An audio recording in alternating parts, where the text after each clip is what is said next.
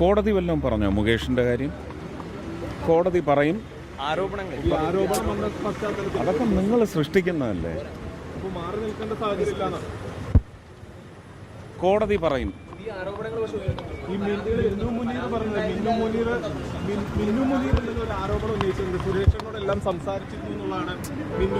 പറയൂ. ഇല്ല, ഞാൻ പറയുന്ന അതൊന്നും ഇവിടെ പ്രസക്തമല്ല.